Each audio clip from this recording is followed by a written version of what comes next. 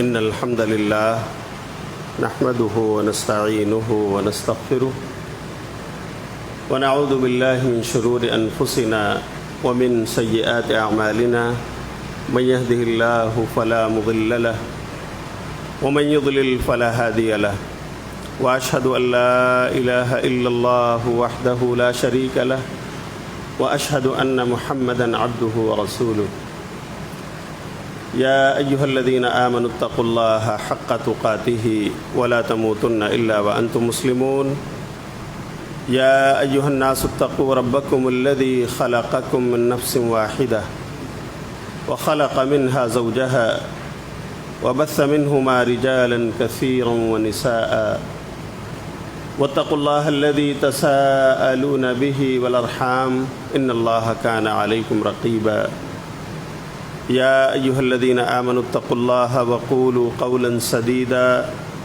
يصلح لكم أعمالكم ويغفر لكم ذنوبكم ومن يطع الله ورسوله فقد فاز فوزا عظيما أما بعد فإن خير الحديث كتاب الله وخير الهدي هدي محمد صلى الله عليه وسلم وشر الأمور محدثاتها وكل محدثة بدعة وكل بدعة ضلالة وكل ضلالة في النار.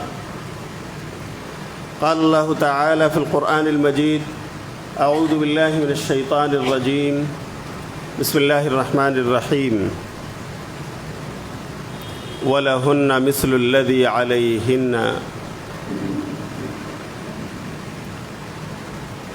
رب اشرح لي صدري ويسر لي أمري واحلل عقدة من لساني يفقهوا قولي.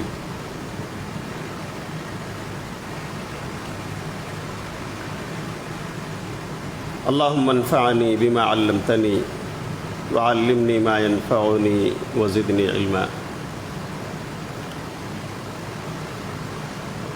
اللهم أرني الحق حقا وارزقني اتباعه وأرني الباطل باطلا وارزقني اجتنابه. محترم دینی و ملی بھائیوں، قابل قدر بزرگوں، ملت اسلامیہ کے نوجوانوں، پیارے بچوں اور معزز پردہ نشین ماں اور بہنوں،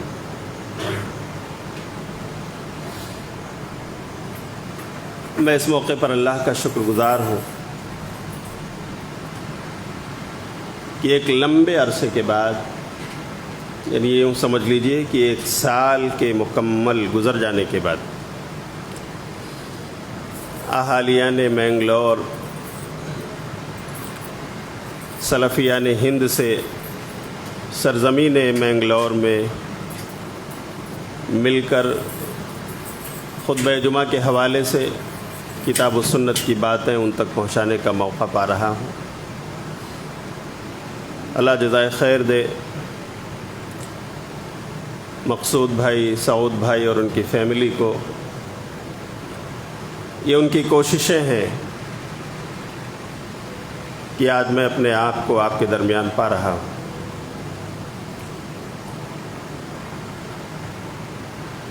میرے بھائیوں، ہمیں اس پر بھی اللہ کا شکر ادا کرنا چاہیے کہ ابھی تک حالات بڑے پیچیدہ تھے اور اللہ رب العالمین نے صرف ہندوستان کو نہیں، اس دھرتی پر بسنے والے انسانوں کو ایک بڑی آزمائش میں ڈالا۔ بہت سارے لوگ اسی درمیان اللہ کو پیارے بھی ہو گئے۔ اللہ تعالیٰ ان تمام توحید والوں کی مغفرت فرمائے، اللہ تعالیٰ انہیں شہادت کا درجہ نصیب فرمائے، اور اللہ وہ ہمارے بھائی اور بہنیں جو بیمار ہیں، اللہ تو ان کے ساتھ عافیت کا معاملہ فرما، انہیں شفاء کلی نصیب فرما۔ لیکن میرے بھائیو، اب اللہ کے فضل و کرم سے مایوسی کے بادل چھٹ رہے ہیں، یہ برف اب پگھل رہی ہے، اور اللہ کی ذات سے امید ہے کہ حالات میں بہتری آئے گی، لیکن ہمارے حالات میں ہم نے کتنی بہتری پیدا کی، یہ ہمیں دیکھنے کی چیز ہے۔ ہم نے اپنی اصلاح، ہم نے اپنا کریکشن کتنا کر لیا ہے، یہ ہماری رسپانسبلٹی، اور اسی طرح ہمارے سوچنے کا کام ہے۔ اگر واقعی ہم اپنی اصلاح کر لیں، اللہ کی رحمتوں کے بادل پھر چھائیں گے، یہ آزمائشوں کے گھٹا ٹوپ اندھیرے پھر سے دور ہوں گے، اور ہم جس طرح سے اپنے معمول کی زندگی، اپنی سماجی زندگی، اپنی گھریلو زندگی، اپنی تجارت اور بزنس کی لائف جو گزار رہے تھے، انشاءاللہ ہم پھر سے انہی معمولات پر آ جائیں گے۔ اللہ تعالی ہم سب کو اللہ کی طرف صحیح معنوں میں رجوع کرنے کی توفیق عطا فرمائے۔ آج کا موضوع میاں بیوی کے حقوق۔ میرے بھائیو، ایک مناسبت ہے جس کی وجہ سے میں آج آپ کے درمیان ہوں کہ سعود بھائی کے فرزند عزیزم آصف کا نکاح ہے۔ اس موقع سے یہ کہہ لیجئے خطبہ جمعہ بھی منعقد ہوا، اور ہم اتفاق سے اس دن آپ کے درمیان حاضر ہیں، آپ سے بھی دو چار باتیں کرنے کا موقع پا رہے ہیں۔ اللہ اسے قبول فرمائے۔ میں نے چاہا کہ اس مناسبت سے وہ جوڑے جو اپنے آپ کو نکاح کے رشتے سے جوڑ چکے ہیں، یا وہ ہمارے نوجوان مرد ہوں یا خواتین جو رشتوں سے جڑنے والے، جو اپنے لیے جوڑے کی تلاش میں ہیں، جوانی کی دہلیز پر جنہوں نے قدم رکھ دیا ہے، جو انسانی ضرورت کے پیش نظر ان بندھنوں سے جڑنے والے ہیں، ان تک یہ پیغام جائے کہ شادی کے بعد کی ذمہ داریاں کیا ہیں۔ میں اگر شوہر ہوں تو بیوی کے تعلق سے مجھے کیا ذمہ داری ہے جو نبھانا چاہیے، تاکہ ہمارے ریلیشن اچھے ہوں، ہمارا گھر خوشحال رہے، اور ہم اس خوشی کے ماحول میں زندگی گزار سکیں۔ ایک بیوی کو اپنے شوہر کے تعلق سے کیا ذمہ داری ہے جو نبھانا چاہیے، تاکہ شوہر خوش ہو، اور اس طرح سے ہمارا گھر خوشیوں کی بہاروں سے بھرا ہوا ہو۔ بہت ایسا ہوتا ہے میرے بھائیوں کہ شادی تو ہو گئی، ایک جذبات، خواہشات اور بہت ساری امنگوں سے بھرے ہوئے ہمارے تمناؤں کے لیے یہ تقریب نکاح منعقد ہوتی ہے، لیکن ہم جب ذمہ داریاں نہیں سمجھتے تو بس کچھ ہی دنوں میں الجھنیں پیدا ہو جاتی ہیں، رشتوں میں دراڑیں آ جاتی ہیں، اور پھر ناچاقی اور نااتفاقی اس قدر بڑھ جاتی ہے کہ ٹوٹنے کے کگار پر آ جاتے ہیں۔ ایک ریزن یہ بھی ہے کہ ہم رشتہ داریوں کی قدر نہیں کر پاتے، اس لیے کہ ہم اپنی رسپانسبلٹی کو نہیں سمجھتے، ہمیں کرنا کیا چاہیے۔ یہ موڑ آیا ہے تو ہمیں اسٹیپ کون سا لینا ہے، کیا کوتاہی میری ہے یا میرے اسپاؤس کی ہے، ہمیں نہیں سمجھ آتی۔ ہم اپنے آپ کو سپیریئر اور اپنے اسپاؤس کو انفیریئر گردانتے ہیں، اپنے آپ کو برتر، دوسرے کو کمتر سمجھنے لگتے ہیں۔ ایسے میں اونچ نیچ اور بھید بھاؤ کا ایک پہاڑ کھڑا ہو جاتا ہے جسے ہم نہیں دھکا دے سکتے، جسے ہم اپنی جگہ سے نہیں ہٹا سکتے، اور اس طرح سے معاملہ ٹوٹنے تک آ جاتا ہے۔ تو میرے بھائیوں، خطبہ جمعہ کے اس مختصر وقت میں کچھ پوائنٹس پر گفتگو کرنا چاہوں گا، اس لیے کہ خطبہ جمعہ کو بہت طویل نہیں کر سکتی۔ اللہ نے قرآن میں سورہ بقرہ کی آیت نمبر 223 میں ارشاد فرمایا، وَلَهُنَّ مِثْلُ الَّذِي عَلَيْهِنَّ بِالْمَعْرُوفِ وَلِلرِّجَالِ عَلَيْهِنَّ دَرَجَةٌ، کہ ان عورتوں کے لیے بھی اسی طرح کا حق ہے جیسا ان عورتوں پر تمہارا حق ہے۔ یعنی جس طرح بیویوں کو اپنی ذمہ داری نبھانی ہے آپ کے تعلق سے، ایسے آپ کو بھی اپنی ذمہ داری نبھانی ہے بیویوں کے حقوق کے تعلق سے۔ کیا حق ہے؟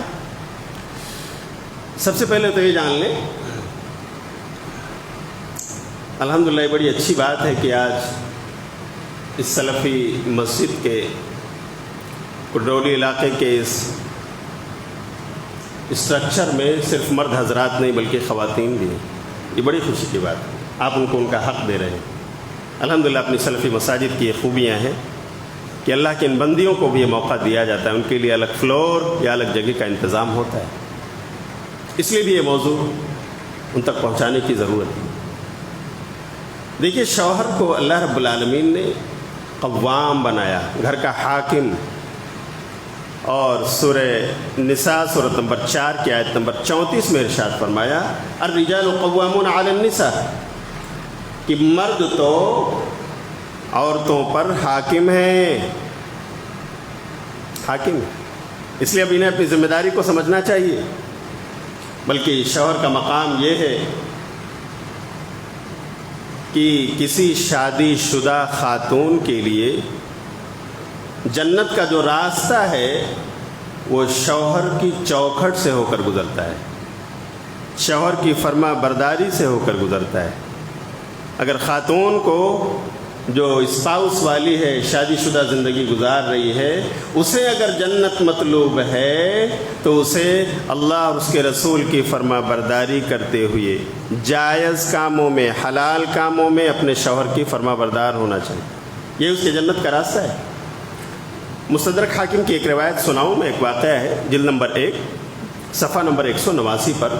علامہ احمد شاکر مصری نے اس کو صحیح قرار دیا ہے کہ حسین بن محسن رضی اللہ تعالیٰ عنہ کی پھوپھی نبی صلی اللہ علیہ وسلم کے پاس آئیں کچھ مسئلہ دریافت کرنے کے لیے، اسی ضرورت کے تحت، لبعض الحاجہ.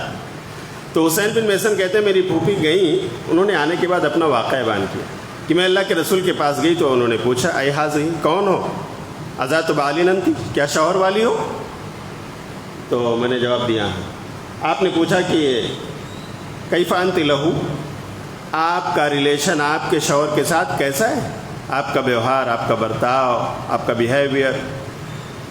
تو انہوں نے کہا، اللہ کے رسول، ما آلوہ الا ما عجزت عنہ، میں کوئی کمی نہیں کرتی ہوں اللہ کے رسول، میں برابر ان کی خدمت میں لگی رہتی ہوں جب تک میں اس کام سے عاجز نہ آ جاؤں. مطلب کوئی کام ایسا ہو جو میں کر ہی نہ پاؤں تو پھر وہاں پر مجھے رکنا پڑتا ہے، ورنہ جو کام میرے لائق ہے اللہ کے رسول میں ہر طرح سے اپنے شوہر کی خدمت کرتی ہوں، کوئی کمی نہیں، کوئی کسر نہیں چھوڑ.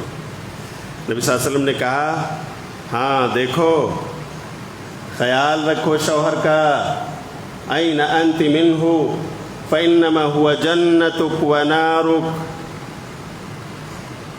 تمہارا شوہر یہ تمہارے لیے تمہاری جنت بھی ہے اور یہ تمہاری جہنم بھی ہے. اللہ اکبر، یہ مقام ہے ایک شوہر کا. اس لیے پیارے نبی صلی اللہ علیہ وسلم نے کہا، جامع ترمذی کی روایت ہے کہ اگر اس روئے زمین پر کسی انسان کو کسی کے لیے سجدے کی اجازت ہوتی، لَأَمَرْتُ الْمَرْأَةَ أَن تَسْجُدَ لِزَوْجِهَا، تو میں ایک خاتون کو حکم دیتا کہ وہ اپنے شوہر کو سجدہ کرے. لیکن سجدہ انسانوں کے لیے جائز نہیں. امت محمدیہ کو اللہ نے جو ضابطہ اور قانون اور شریعت دیا ہے اس میں اللہ نے سجدے سے منع کر دیا ہے. سجدہ صرف اللہ کے لیے جائز. یہ مقام ہے ایک شوہر کا. اچھا، بیوی کا مقام کیا ہے؟ What is status of a wife? اگر شادی شدہ زندگی آپ گزار رہے ہیں تو وائف کا بھی مقام ہے، پہچانیے اسے. صحیح مسلم کتاب الرضا کی روایت ہے، 1469 نمبر کی حدیث، 1469. پیارے نبی صلی اللہ علیہ وسلم نے فرمایا کہ یہ خاتون، الدنیا متاع، یہ دنیا جو ہے فائدہ اٹھانے کی چیز ہے. وخیر متاع الدنیا المرأة الصالحہ، اور دنیا کی سب سے قیمتی پونجی کسی شادی شدہ انسان کے لیے، شوہر کے لیے، المرأة الصالحہ. کون ہے؟ بیوی جو نیک ہو. صرف بیوی نہیں میرے بھائیوں، جو نیک ہو. یہ ایڈجیکٹو لگا ہوا ہے، اسی لیے نیک جوڑے تلاش کرنے کی بات کہی گئی. نیک ہے بیوی تو نماز کے لیے جگائے گی. نیک ہے بیوی تو آپ کی تجارت اور بزنس میں زکوٰۃ کا ٹائم آیا تو آپ کو یاد دلائے گی. نیک ہے بیوی تو رمضان میں آپ کے لیے سحریاں اور افطار وقت پر تیار ہوگا اور دسترخوان آپ کے لیے حاضر. نیک ہے بیوی تو نیکیوں کی طرف پش اپ کرے گی آپ کو، اور اگر وہی دنیا دار مل گئی تو آپ کو الجھنوں میں الجھا دے گی. اس لیے نیک بیوی یہ دنیا کا سب سے قیمتی اور انمول سرمایہ ہے کسی شوہر کے لیے. تو ہمیں آپس میں ایک دوسرے کے مقام کو پہچاننا ہے اور ان کے حقوق کو ادا کرنا ہے. کیا ہے حق؟ میں یہاں پر کنسنٹریٹ کروں گا اپنے بھائیوں پر کہ بیوی کا حق ان پر کیا ہے، یا ہم سب پر بحیثیت اسپاؤس ان کا حق کیا بنتا ہے. میں اسی کو آج کے خطبے میں بیان کرنا چاہوں گا. اللہ مجھے اس مختصر وقت میں اسے مکمل کرنے کی توفیق عطا فرمائے. دیکھیے، بیوی کا پہلا حق یہ ہے کہ ہم اس کی مہر جو ہم نے طے کی ہے وہ ادا کر دیں. یہ اللہ کا حکم ہے. سورہ نساء کی آیت نمبر 4 میں ہے وَآتُوا النِّسَاءَ صَدُقَاتِهِنَّ نِحْلَةً، ان عورتوں کو، بیویوں کو ان کا مہر دے دو خوشی خوشی. خوشی خوشی، ناراض ہو کر نہیں، دل پر جبر کر کے نہیں، پتھر باندھ کر نہیں کہ مجھے دینا پڑ رہا ہے، نہیں، خوش ہو کر کے دو. دلی خوشی ہونی چاہیے، اللہ کہہ رہا ہے. اور آپ کی جو حیثیت ہے اس کے مطابق آپ مہر باندھو تاکہ آپ اسے دے سکو. ایسا نہ ہو، بہت سارے رشتوں میں ایسا ہم نے دیکھا ہے، ان کا ایک ٹریڈیشن بنا ہوا ہے کہ مولانا اتنا مہر باندھ دیجئے، کیونکہ بہت سارے لوگ دیکھنے بھالنے سننے والے ہیں. میں ₹1,00,000 مہر دے رہا ہوں، اتنے لاکھ کا زیور دے رہا ہوں. لیکن ہوتا یہ کہتے ہیں کہ ارے جب شب زفاف میں جاؤں گا تو معاف کرا لوں گا نا، میری امی نے کہا ہے کہ معاف کروا لینا، مہر معاف کروا لینا. کچھ جگہوں پر یہ ٹریڈیشن چلا ہوا ہے. نہیں، اللہ کیا کہہ رہا ہے؟ وَآتُوا النِّسَاءَ give them their rights. اللہ کا حکم ہے میرے بھائی، دے دو ان کا حق، اور خوشی ہو، خوشی خوشی دے دو، ناراض مت ہو، دل پر پتھر مت باندھو، بالکل تمہارے چہروں پر مسکراہٹ ہونی چاہیے. اسی طرح بیوی کا حق شوہر پر یہ ہے کہ جب بیوی آ گئی تو اس کے نان و نفقہ کی ذمہ داری اٹھائے. نان و نفقہ یعنی اس کو کھلانا پلانا، اس کی رہائش اور سکن کا انتظام کرنا، ریزیڈنس کا. اسی طرح اس کے دوا علاج کا انتظام، اس کے کپڑے لتے کا انتظام. الغرض جو وہ کھاتا ہے وہ کھلائے، جس طرح وہ پہنتا ہے اس معیار کا کپڑا پہنائے، جس طرح کے مکان میں وہ رہتا ہے، رینٹل ہو یا آنرشپ کا ہو، وہاں اس کو رکھے، اور جس طرح ضروریات زندگی ہیں وہ خود پورا کرتا ہے، دوا علاج وغیرہ کی، وہ اپنی بیوی کا بھی خیال رکھے. یہ تمام چیزیں نان و نفقے میں ہیں، اور یہ ذمہ داری اللہ رب العالمین نے دی ہے. سورہ بقرہ کی آیت نمبر 233 پڑھیے وَعَلَى الْمَوْلُودِ لَهُ رِزْقُهُنَّ وَكِسْوَتُهُنَّ بِالْمَعْرُوفِ، کہ جس کے لیے بچے کی پیدائش ہوئی ہے، یعنی جو بچے کا باپ ہے، اس پر ذمہ داری ہے کہ بچے کی ماؤں کو کھلائے پلائے اور پہنائے. اللہ نے کہا ہے. میرے بھائیوں، یہ ذمہ داری بھی ہمیں نبھانی ہے اور اس میں کوتاہی نہیں کرنا چاہیے. ہمیں اپنی اپنی جیب، اپنی آمدنی کے مطابق ہمیں اپنی بیویوں پر خرچ کرنا چاہیے، ان کے نان و نفقے کا خیال رکھنا چاہیے. اسی طرح بیوی کا ایک تیسرا حق یہ ہے کہ ان کے ساتھ خوش مزاجی سے پیش آیا جائے، خوش اخلاقی کا ثبوت دیا جائے، اچھا ویوہار، اچھا برتاؤ کیا جائے. جی ہاں، کیا مطلب ہے خوش مزاجی کا، اور یہ کیوں کہا جا رہا ہے؟ اس لیے کہ اللہ نے یہ بات ہم مردوں سے کہی ہے. سورہ نساء کی آیت نمبر 19 پڑھیے وَعَاشِرُوهُنَّ بِالْمَعْرُوفِ فَإِنْ كَرِهْتُمُوهُنَّ فَعَسَىٰ أَن تَكْرَهُوا شَيْئًا وَيَجْعَلَ اللَّهُ فِيهِ خَيْرًا كَثِيرًا. دیکھو، ان عورتوں کے ساتھ اچھے سے پیش آؤ، بھلے طریقے سے پیش آؤ. اگر تم کوئی چیز ان کی ناپسند کرو گے تو ہو سکتا ہے اللہ تعالیٰ انہی کے اندر تمہارے لیے خیر کثیر پیدا فرما دے اگر تم برداشت کرتے رہو. اس لیے کہ ایک ادا ہو سکتا ہے اس کی آپ کو پسند نہ ہو، دوسری بہت ساری ادائیں ہیں جو آپ کے دل کو بھا جائیں گی. آپ صبر و برداشت سے آگے بڑھو، اللہ آپ کو خیر کثیر یعنی اولاد عطا فرمائے گا. بیٹے اور بیٹیوں سے آپ کی گود بھر دے گا. آپ کے آنگن میں تارے زمین پر آ جائیں گے اور آپ اس سے محظوظ ہوں گے. تو آپ ان کے ٹیڑھے پن سے فائدہ اٹھاتے رہیے. یہ اللہ رب العالمین کا حکم ہے. کیا مطلب ہے کہ ان کے ساتھ اچھا برتاؤ کریے؟ اچھے برتاؤ کا ایک مطلب تو یہ ہے کہ آپ ان کا جیب خرچ اپنی آمدنی کے مطابق دیتے رہیے۔ اللہ نے آپ کو جس طرح کا بزنس مین یا جس طرح کا جاب عطا فرمایا ہے اس کے مطابق جیسے آپ کا جیب خرچ ہے انہیں بھی دو۔ بھئی آپ کے پاس پیسے ہیں، لوگ آتے ہیں، آپ مسجدوں کو دیتے ہیں، مدرسوں کو دیتے ہیں، غریب محتاج یتیم بیوہ مساکین کی مدد کرتے ہیں۔ کیا وہ اللہ کی بندی جو آپ کے گھر آئی ہے، اللہ کے کلمے سے آپ نے جس کو حلال سمجھا ہے اپنے لیے، کیا اس کی یہ تمنا نہیں ہے کہ میں بھی اپنے رشتہ دار خواتین کی مدد کروں؟ میں بھی کوئی بیوہ یتیم مسکین خاتون ہو تو میں اپنا ہاتھ اس کے لیے کھول دوں؟ اگر آپ نہیں دیں گے وہ کہاں سے لے کر آئے گی؟ She is not a working woman, آپ کے گھر میں ہے، وہ بچوں کی ایک مربیہ ہے، تربیت دینے والی ہے، اور یہی اس کی ذمہ داری ہے۔ گھر کی چہار دیواری ہی اس کی ذمہ داری ہے اصل میں۔ تو آپ اس کے نان و نفقے میں اس کے جیب خرچ کو بھی رکھیے اور اسے دیتے رہیے۔ منتھلی جس طرح آپ سیلری اٹھاتے ہیں، آپ غلہ اٹھاتے ہیں اور بینک بیلنس جمع کرتے ہیں، آپ اپنی بیوی کے لیے بھی رکھیں تاکہ وہ بھی ضرورت مند لوگوں کا خیال رکھا کرے۔ قرآن نے کہا ہے، سورہ طلاق کی آیت نمبر 7 پڑھیے، لِيُنْفِقْ ذُو سَعَةٍ مِّن سَعَتِهِ، ہر مال والے کو چاہیے اپنی کشادگی کے مطابق وہ خرچ کرے۔ جی اللہ کا حکم ہے، تو میرے بھائی اس کا خیال رکھا جائے۔ انشاءاللہ یہ خوشحالی اور ہمارے گھروں کی خوشنمائی کا یہ ذریعہ بنے گی اور اس طرح سے ہماری زندگیاں خوشحال رہیں گی۔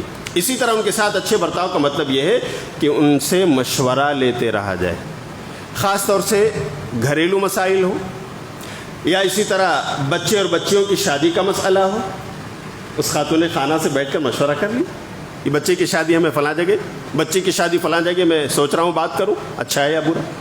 امور خانہ داری میں اسپیشلی ہمیں ضرور مشورہ لینا چاہیے۔ پیارے نبی صلی اللہ علیہ وسلم نے تو سماجی مسئلے میں اپنی خاتون سے مشورہ کیا ہے۔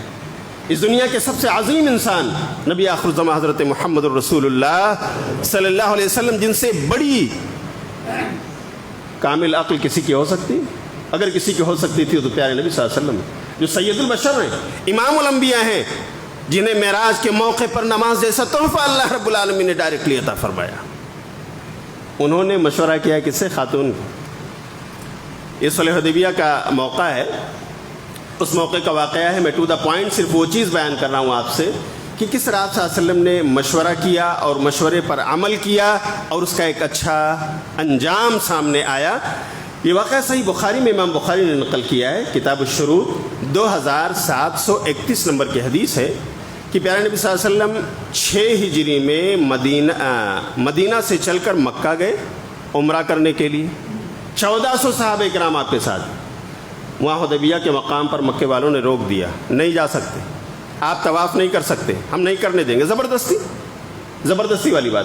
اللہ کے رسول صلی اللہ علیہ وسلم نے صلح کر لیا، صلح نامہ لکھوا دیا گیا کہ ٹھیک ہے واپس جانا ہے۔ پھر آپ صلی اللہ علیہ وسلم نے اپنے صحابہ کے سامنے کھڑے ہو کر ان سے درخواست کی کہ میرے صحابہ اٹھو، اپنی قربانیاں کر لو جو لائے ہو جانور، اپنے بال چھلا لو، حلال ہو جاؤ، چلو واپس چلتے۔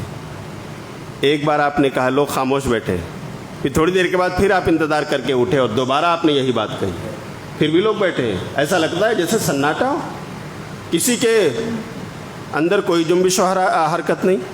تیسری مرتبہ آپ نے اٹھ کر کے یہی بات کہی، لیکن سارے صحابہ جو آپ کے اشاروں پر جان دیا کرتے تھے وہ سب خاموش بیٹھے، اس لیے کہ اللہ کے رسول صلی اللہ علیہ وسلم نے یہ صلح اتنا دب کر میرے بھائیوں کیا تھا کہ لوگ حواس باختہ ہو رہے تھے، کیا اسلام پر حق نہیں، کیا اللہ کے رسول پر حق نہیں، کیا اللہ واحد پر حق نہیں، کیا ہمارا قبلہ و کعبہ پر حق نہیں، سب کچھ پر حق ہے، تو ہمیں دبنے کی ضرورت کیا ہے؟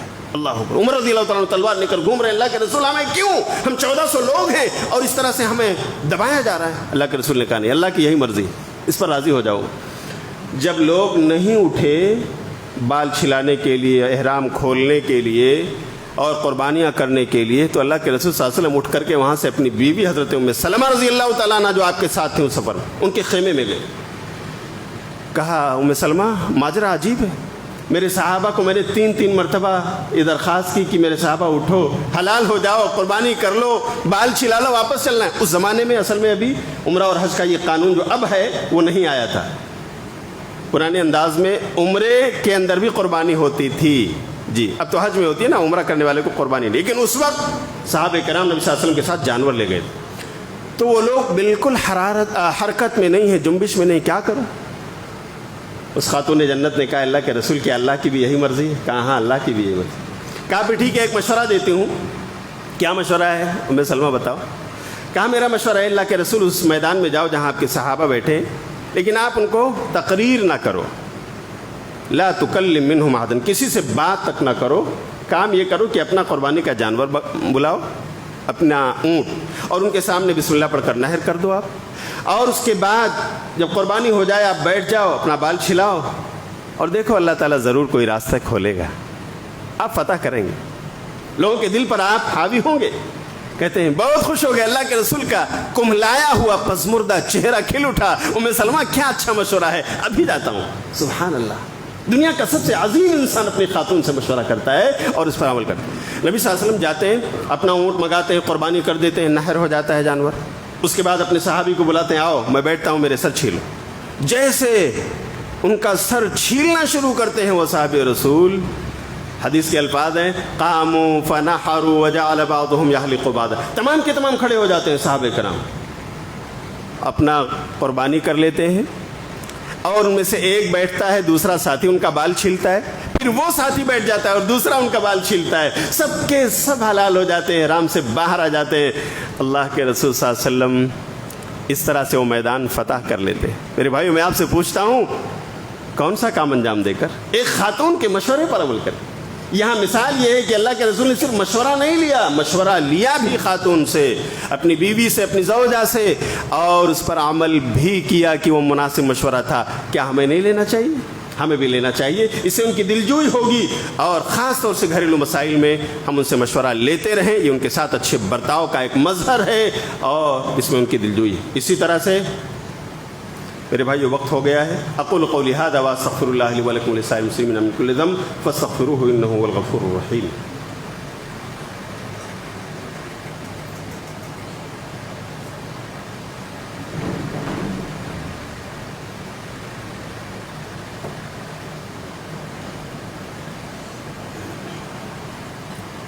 ان الحمد للہ نحمده ونستعینه ونستغفره ونعوذ باللہ من شرور انفسنا ومن سیئات اعمالنا من يهده اللہ فلا مضل له ومن يضلل فلا هادی له واشهد ان لا الہ الا اللہ وحدہ لا شریک له واشهد ان محمدا عبدہ ورسولہ ارسلہ بالحق بشیرا ونذیرا۔ اما بعد، محترم حاضرین جمعہ، دینی و ملی بھائیوں، بزرگوں، ملی نوجوانوں اور معزز پردہ نشین ماں اور بہنوں، پہلے خطبے کا ٹائم ختم ہوا۔ خلاصہ یہ ہے کہ اللہ نے شوہر و بیوی ہر ایک کو مقام عطا فرمایا ہے، ہر ایک کو اپنا مقام سمجھنا چاہیے اور ایک دوسرے کے حقوق ادا کرنا چاہیے۔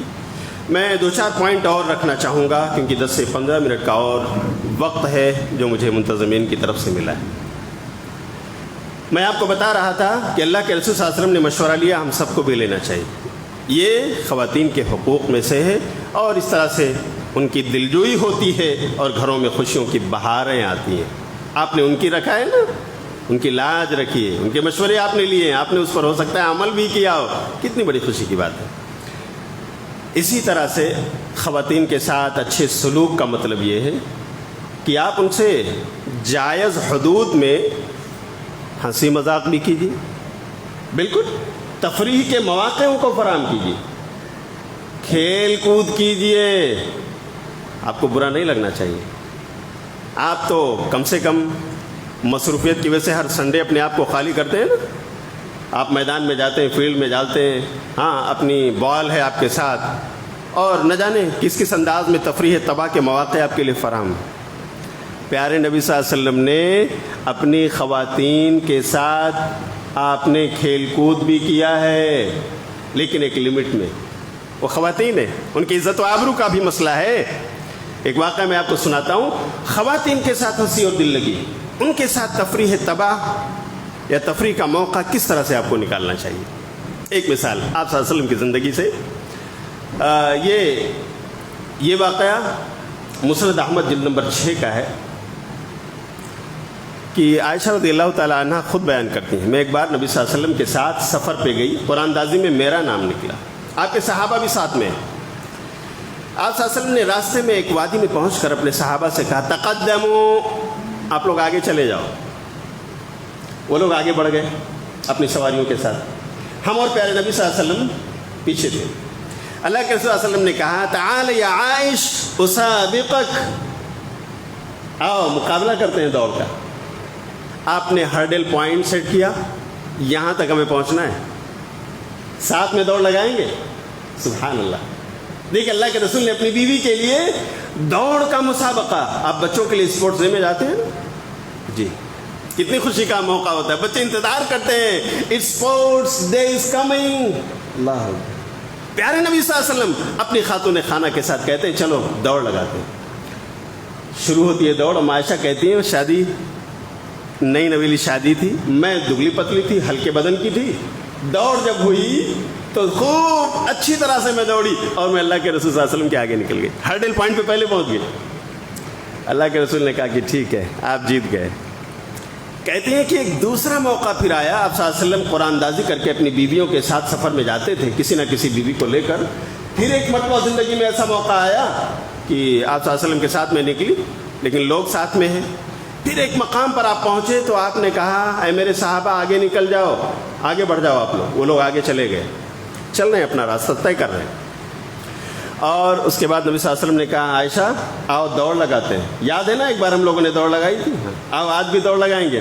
عائشہ کہتی ہیں اس موقع پر میں ذرا سا گوشت پوشت والی ہو گئی تھی، شادی کو ایک زمانہ گزر گیا تھا اور اب تھوڑا موٹی ہو گئی تھی۔ اس کے بعد جب دوڑ لگائی گئی اللہ کے رسول صلی اللہ علیہ وسلم مجھ سے آگے چلے گئے، آپ ہرڈل پوائنٹ پہ پہلے پہنچے۔ پھر جب میں پہنچی تو آپ نے کہا عائشہ یاد ہے حاذہ بتلکا، یہ اس کے مقابلے میں دیکھو بدلہ لے لیا میں نے، بدلہ لے لیا آج میں نے آپ کا، آپ جیتے تھے آج میں جیتا ہوں۔ سبحان اللہ۔ پیارے نبی صلی اللہ علیہ وسلم کی زندگی میرے بھائی ازدواجی مثال ہے ہم سب کے لیے۔ ہم اور آپ کیا کہتے ہیں، ارے یہ عورتیں تو بہت ٹیڑھی ہوتی ہیں، ان سے نمٹنا بڑا مشکل ہے۔ میرے بھائیوں ہمیں نہیں معلوم ان کے ٹیڑھے پن میں خوبصورتی ہے، اللہ کی قسم۔ اگر وہ ٹیڑھ پن آپ سیدھا کرنے جائیں گے توڑ دیں گے ان کو اور آپ فائدہ نہ اٹھا سکیں گے۔ پیارے نبی صلی اللہ علیہ وسلم نے کہا، صحیح بخاری کتاب النکاح کی روایت ہے، المرأۃ کالضلع ان اقمتھا کسرتھا، یہ عورت تو ٹیڑھی پسلی کی طرح ہے نا، اگر اس کو سیدھا کرنے جاؤ گے تو توڑ ڈالو گے۔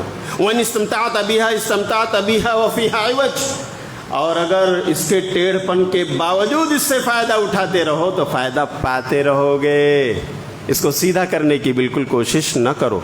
تو میرے بھائیوں ٹیڑھ پن سے، ان کے ٹیڑھ پن میں ان کی خوبصورتی ہے، ان کا جمال ہے، ان کا حسن ہے، ان کی بیوٹی ہے، وہ اللہ کی قسم اسی میں آپ کو دل کی راحت ملے گی، آپ کے لیے وہ باعث تسکین دل بنیں گی۔ لیکن وہی ٹیڑھا پن ختم ہو جائے گا تو پھر کوئی لذت نہیں۔ اس لیے اللہ کے رسول صلی اللہ علیہ وسلم نے جو سائیکولوجی ہمیں دی ہے ہمیں اس پر عمل کرنا۔ بس کرنا کیا ہے، کوئی چیز ٹیڑھی ہے اگر آپ بالکل ایک دم چھڑی کی طرح سیدھے ہو جائیں گے تو فائدہ نہیں اٹھا پائیں گے، ہے یا نہیں؟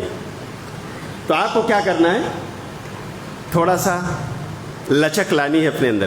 یہ دیکھیے کمان ہے نا، اب اس کے ساتھ اگر آپ کو میل کرنا ہے، ڈیل کرنی ہے تو تھوڑا سا جھکیے نا، سیدھے آپ تھوڑا جھکیے، جھک جائیے اور بس آپ جھک گئے تو دیکھیے ملاپ ہو گیا، آپ اس سے فائدہ اٹھا سکیں۔ آپ بالکل اپنے آپ کو ریجڈ بنا لیں گے تو میرے بھائیو مشکل ہو جائے گا معاملہ۔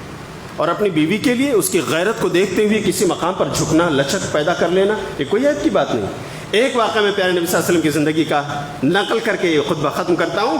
پیارے نبی صلی اللہ علیہ وسلم نے ازواج مطہرات کے ٹیڑھے پن، کیونکہ یہ تمام حوا کی تمام بیٹیوں کے ساتھ یہ معاملہ ہے، ایسا نہیں کہ نبی صلی اللہ علیہ وسلم کی بیویاں کسی خاص مٹی سے پیدا کی گئی تھی، ان کے اندر یہ بات نہیں، وہ بھی انسان تھیں، بشر تھیں، ان میں بھی یہ تمام تقاضے موجود تھے۔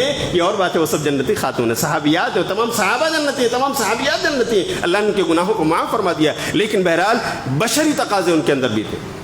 ہوا یہ کہ ایک بار صحیح بخاری کتاب النکاح کی روایت ہے، 5225 نمبر کی حدیث ہے، یہ واقعہ سن لیجیے اور خطبہ جمعہ ختم۔ نبی صلی اللہ علیہ وسلم نے کس طرح خواتین کے ناز و نخروں کو برداشت کیا ہے اور اپنے گھر کو آپ نے خوشیوں کی آماج گاہ بنا دیا۔ انس رضی اللہ تعالیٰ عنہ بیان کرتے ہیں، خادم رسول صلی اللہ علیہ وسلم، کہ ایک دن نبی صلی اللہ علیہ وسلم کی باری عائشہ کے گھر میں تھی، آپ وہاں تھے۔ آپ کی دوسری زوجہ حضرت زینب نے گفٹ پیک، ایک پیالے میں کچھ کھانے پینے کی چیزیں، کھجوریں، پنیر اور اس طرح کی چیزیں آپ نے رکھ کے بھیجی، اور اس کے بعد یہ چیزیں خادم لے کر کے گئے حضرت انس گھر میں، دروازہ ناک کیا، عائشہ رضی اللہ تعالیٰ عنہ نے کھولا، نبی صلی اللہ علیہ وسلم ایک جگہ بیٹھے ہوئے ہیں، خادم گھر میں داخل ہوئے کہ اللہ کے رسول کو دے دیں. اما عائشہ رضی اللہ تعالیٰ عنہ نے پوچھا کیا ہے؟ کہا یہ زینب نے تحفہ بھیجا ہے آپ لوگوں کے لیے. اما عائشہ رضی اللہ تعالیٰ عنہ ایک انسان تھی. ایک انسان کے پاس دو بیویاں ہوں تو ان دونوں بیویوں کا آپسی رشتہ 100 کناپے کا جو ہوتا ہے نا وہ تھوڑا سا تیکھا ہوتا ہے. آپ جو دو والے ہیں اچھی طرح سے اس کا اندازہ آپ کو ہوگا. جو لوگ بیچارے اکیلے ایک ہی پر اکتفا کیے ہوئے ہیں شاید وہ اس کو نہ سمجھ پائیں. تو بہرحال اما عائشہ رضی اللہ تعالیٰ عنہ کی انسانی غیرت جاگ گئی. انہوں نے کہا کہ آج میری باری کا دن، میرے سرتاج کو میں دیکھوں گی، میرے شوہر کی خدمت میں کروں گی، میرے اپنے اس لائف میں ڈسٹربنس کی کسی کو کیا حق پہنچتا ہے. غصے میں اس غیرت میں آ کر اما عائشہ نے ہاتھ میں رکھے ہوئے پیالے پر ٹھوکر لگائی. وہ پیالہ چور چور گر گیا زمین پر، ٹکڑے ٹکڑے ہو گیا. کس کے پاس؟ نبی صلی اللہ علیہ وسلم کی آنکھوں کے پاس. سبحان اللہ. تمام چیزیں بکھر گئیں. میرے بھائیوں، میں آپ سے پوچھتا ہوں، میرے جوانوں، بتاؤ اگر آپ کے سامنے آپ کی بیوی سے ایسا واقعہ سرزد ہوا ہوتا، ایسا انسیڈنٹ ہوتا تو آپ کا اسٹیپ کیا ہوتا؟ اللہ، ہمارے نوجوان تو بڑے جذباتی ہوتے ہیں. فلاں کی بیٹی تیری ہمت کیسے ہوئی؟ تو نے میرے گھر میں میرے آنکھوں کے سامنے ایسا کیوں کیا؟ اللہ اکبر. نہ جانے ہماری لاٹھیاں بھی باقی رہتی ہیں، ٹوٹ جاتی، ہمارے جوتے چپل اپنی جگہ پہ سلامت رہتے یا پتہ نہیں کیا ہوتا. اللہ اکبر. لیکن پیارے نبی صلی اللہ علیہ وسلم نے کیسے ڈیل؟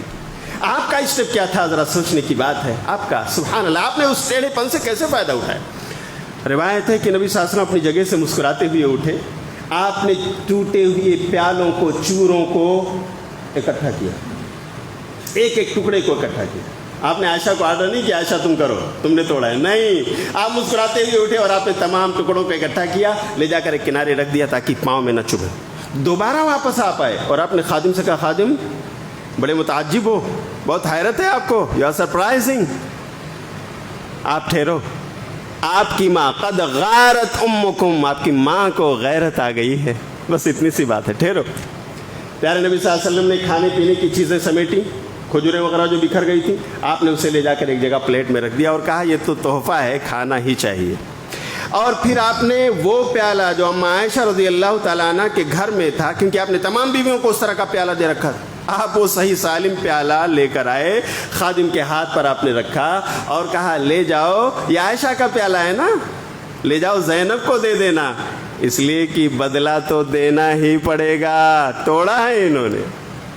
اس کے علاوہ روایت خاموش ہے کہ آپ نے ڈانٹا بھی ہو، آپ نے عائشہ رضی اللہ تعالیٰ عنہ کے لیے کچھ وارننگ دی ہو. اللہ کی قسم ایک لفظ اور ایک جملہ نہیں ملتا ہے کہ پیارے نبی صلی اللہ علیہ وسلم جو رحمت للعالمین ہیں آپ نے اپنی بیوی کو کچھ سنایا ہو. کیا آپ مثال نہیں؟ کیا آپ نے اس ٹیڑھپن سے فائدہ نہیں اٹھایا؟ اللہ اکبر. میرے جوانوں، کیا ہم اپنی بیوی کی انسانی غیرت کے محافظ ہیں؟ اگر ہیں تو ہمیں بھی ایسے اسٹیپس لینے چاہیے. ایسے موقع پر ان کی غیرت کا خیال رکھنا چاہیے اور ان کے غصے پر ہمیں سرد ہو کر بیٹھ جانا چاہیے.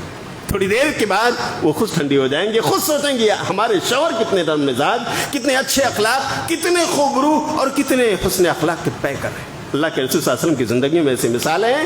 یہ مثالیں اگر ہم اپنی زندگیوں میں لائیں گے، اللہ کی قسم ہمارے گھروں میں خوشیوں کی بہاریں آئیں گی اور ان بن ناچاقی نہ اتفاقی تو میں سے بالکل ہم دور رہیں گے اور اسی طرح سے ایک کنبہ اور قبیلہ پروان چڑھے گا. خواتین کے لیے جو 1 منٹ ہے، ایک حدیث میں انہیں سنا دوں کہ اگر انہیں اپنے شوہروں کا حق ادا کرنا ہے تو ایک حدیث صرف وہ سن لیں، ایک جملہ، اپنے شوہروں کی فرما بردار بن جائیں، جائز کاموں میں جنت ان کی منتظر ہے. میں نے کہتا ہوں پیارے نبی صلی اللہ علیہ وسلم کی حدیث، مسند احمد جلد نمبر 1 1661 نمبر کی حدیث، آپ صلی اللہ علیہ وسلم نے فرمایا اذا صلت المرأة خمسها وصامت شهرها وحفظت فرجها وأطاعت بالها قيل لها ادخل الجنة من أي أبواب الجنة شئت. کہ خاتون جب 5 وقتہ نماز پڑھنے لگے، رمضان پائے تو روزے رکھے، اپنے شوہر کے عزت و آبرو کی محافظ ہو، اپنے شرمگاہ کی حفاظت کرے، شوہر گھر میں ہے یا باہر پردیس میں، اپنے شوہر کی عزت و آبرو کی محافظ بن جائے، وَأَطَاعَتْ بَالَهَا اور اپنے شوہر کی فرما بردار ہو جائے.